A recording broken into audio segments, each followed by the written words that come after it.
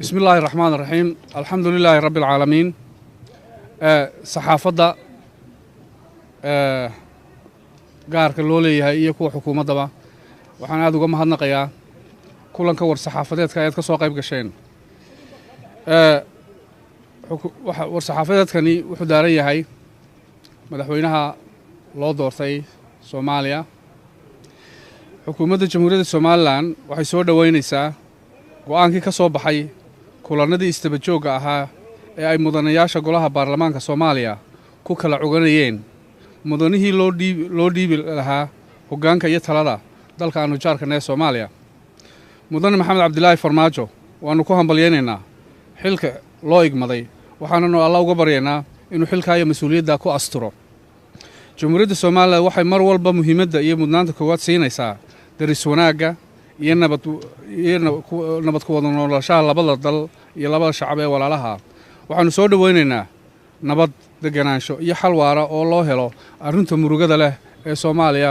rubuc qarniga ka jirtay Jamhuuriyadda Soomaaliland waxa si dhab ah uga go'an in la dardargeliyo oo la sii wado wada hadallada Soomaaliland iyo Soomaaliya haddaba si looga gun gaaro wada hadallada labada dal u dhaxeeya waxaanu madaxweynaha cusub ee Soomaaliya taladeeda loo dhiibay hadda ugu baaqaynaa inuu ka leexdo jidkii qaldanaa ee uu qaaday madaxweynihii isaga ka horreeyay ee ku suntanaa faragelinta iyo carqaladaynta qadiyadda iyo gooniisitaanka Jamhuuriyadda Soomaaliland madaxweyne Farmaajo waxaanu kula talinaynaa inuu muhiimadda koowaad siiyo sidii uu dalkiisa iyo dadkiisa ugu horseedi lahaa nabad iyo deganaansho waarta taasi oo ay ku jirto danaha iyo masladaha labada dal ee jaarnimo sidoo kale madaxweynaha cusub ee Soomaaliya waxaanu si cad ugu sheegaynaa in Jamhuuriyadda Soomaaliland aanay matali karin shakhsiyaad danaystayaal ah oo Muqdisho laga cugtay waa maag iyo meelka dhac qaawan in magaca qarankayaga loo cimaamado cid aanay shacabweynaha Soomaaliland dooran ama aanay xil u dhiibanin ummadda Soomaaliland waxaa matala oo kaliya kana mas'uula madaxweyne ku-xigeen ku yimid doorasho xor iyo xalaal ah golo baarlamaan iyo golo guurti oo iyaguna ku yimid rabitaanka shacabka guntiga gabagabadii Jamhuuriyadda Soomaaliland waxay xasuusinaysaa madaxweynaha cusub ee Soomaaliya Farmaajo in Soomaaliland ay tahay dal madax bannaan oo aan ka mid ahayn maamul goboleedyada ku midoobay nidaamka federaalka ee Soomaaliya Jamhuuriyadda Soomaaliland waxay diyaar u tahay in golo kasta oo caalamiya oo xaajadeeda lagu gorfaynayo ay Soomaaliya hor fadhiisato ay kana la xaajooto hal arrin oo kaliya qadiyadda gooniisutaaga iyo madax bannaanida Jamhuuriyadda Soomaaliland intaas ayaa war saxaafadeedka maanta u daarnaa wixii su'aalaha diyaar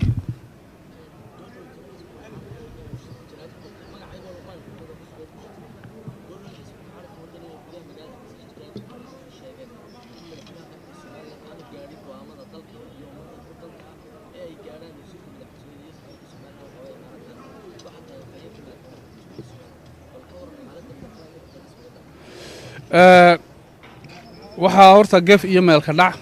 iyo ummadda maangad lagu samaynayaa madaxweyne ku yimid rabitaanka shacbiga oo ummadda Soomaaliland ay u codeeyeen inay rag yiraahdaan ma taliyo oo go'aanka isagu ma gaaro oo waxa go'aanka gaara Maxamuud Xaashi iyo Baashe Maxamuud Xaashi iyo Baashe waa gacan yarayaasha madaxweynaha isaga dekreeto ku magacaabay berrina ka qaadi kara go'aan kasta oo xukuumadda ka yimaada waa go'aan uu madaxweynuhu gaaro taladiisii iyo himiladiisii iyo horseedkiisii ayaanu qarankani ku socdaa waxaan leeyahay ummadda uma baahna maanta kicin iyo abaabul iyo aafo in loo horseedo aafo iyo abaabul iyo ma garanaysaa nabadgelyo darro dhaxalka iyo cawaaqibta ay leedahay waynu garan karnaa mudanayaasha xisbiga macaaridka ee waddani wixii fikira ee wanaagsan ee talada iyo maslaxadaha ummadda dalku ay ku jiraan waanu soo dhaweynaynaa laakiinse in la yidhaa kaca oo ka hortaga qaranka danaha qaranka wixii ku aslaxayaan oo mudaharaadi abaabula horta waa qalad wana ayaan daro go'aanka arrinta saldhigga military ee Berbera mas'uuliyaddaasi waxaa leh xukuumadda meelmarinteeda iyo ayidadeeda in laga ogolaado xukuumadda inaan laga ogolaana labada gole ee sharci dejinta ah golaha guurtida iyo golaha wakiilada haddii ay madaxweynaha ay ka diidaan oo yiraahdaan madaxweyne waxaan aad la soo saxeexatay ama arrintan aad imaaraadka saldhigga Berbera ku siinayso qalad iyo madmadow baa nooga muuqday ka noqo madaxweynuhu ka noqonaya laakiin sanima aan ummaddu u diran xil inuu yidhaha madaxweynuhu dalka ma maamulo waa gaf iyo meel ka dhac waddani waxa u muhiima inay himilo kale iyo hadaf kale oo siyaasadeed oo ay ku bedeli lahaayeen xukuumaddan iyo xisbigeeda inay la yimaadaan laakiinse cayl iyo cambaarayn taasi somalilan shicibkeedu way ka gudbeen sidoo kale madax dhaqameedka iyo siyaasiyiinta iyo raggii kale haldoorka ahaa ee iyaguna tv-ga isla soo taagay aflagaado iyo cay iyo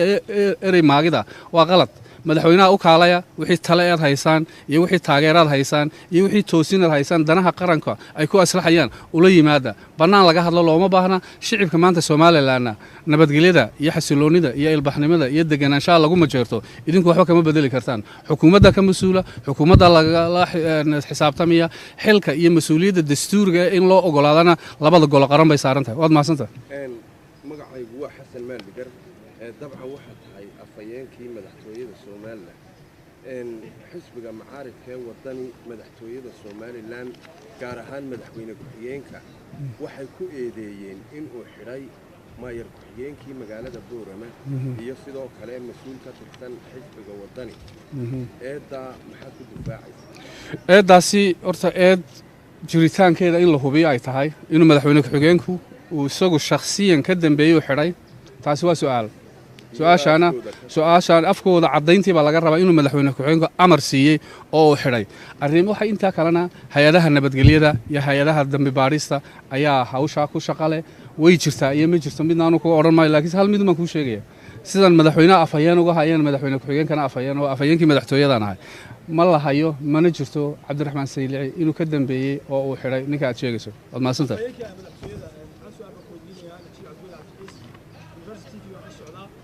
saldhigga military dowladda imaaraadku ay ka hirgelinayso magaalada berbera imaaraadka iyo dalka yemen oo somaliland ay jaar la tahay gulif colaadeed baa ka dhexaysa waana dareemi kartaa marka xagga soodinka la eego intay isu jiraan yemen iyo somaliland gulifta colaadeeda ka dhexaysa dalka yemen iyo sidoo kale imaaraadka dhibaatooyinkii mashaqooyin ka yimaada ila waa dal dagaal ka dhexeeye sahli kara in dagaal ay dhex maraan oo madaafiic iyo waxyaabo qoryo noocaas la adeegsado dhibaatada ka timaada xukuumadaha sida qaadaysa hal arrin baa aan doonaya inaan hoosta ka xariiqo saldhig military oo laga bixinayo dekada magaalada berbera oo dalka imaaraadku ay xiisaynayaan go'aankeega iyo meelmarinteeda horta xukuumaddaa leh somalilan waxay u baahan tahay inay yeelato saaxiibo international caalamiya oo ay isku hadlayn karto wax la qabsan karto military ahaan siyaasad ahaan iyo diblomaasi ahaanba dowladda yemani waa dowlad aynu darisnoo biyo inoo dhexeeyaan colaad toosa oo ka dhexaysa dalka yeman iyo dalka imaaraadku ma ogin ciidamo ma garanaysa imaaraadku ay leeyihiin oo somalilan intay yeman ka duulaan somalilan oo yeman ku duulayaana taasina ma jirto dowladda somalilanna waa dowlad leh dhammaan makaaniyaadkii ay ku difaacaysay qarannimadeeda cid kasta oo soo doonatana waxa weeyaan dowladda Soomaaliya waxay diyaar u tahay inay dowladda Soomaaliland ay iska difaacdo laakiin se colaad taagan oo aanu ognahay iyo bala aanu ognahay ma jirto saldhigan military-na waxa weeyaan arrimo fara badan oo ma garanaysa maslaxadda iyo danaha qarankan ku aslaxayaan ayaa xukuumadda Soomaaliland uga muuqda waa hordhac waa arrimo ma garanaysa u baahan in si fiican looga baaraandago taana madaxweynaha ayaa ma garanaysa ii sheeg go'aanka gaarideeda golaha hordhigaya markay noqoto xagga colaadaha adduunyada waxa loo baahan yahay inaad ku dhacdo haddaanad ku dhac lahayn ood mar walba colaad ka baxdo horumar ma hiigsanaysid saas daraaddeed yeman ilaahay baan uga baryaa inuu colaadaha ka damiyo laakiinse saldhigga military ee imaaraadku xiisaynayaan waa dana istaraatiijiyad waa dana dhaqaale waa dana horumar waa dana saaxiibtinimo iyo kuwa diblomaasiyadeed taasina waxa u baahan maanta Soomaaliland waad mahadsantiin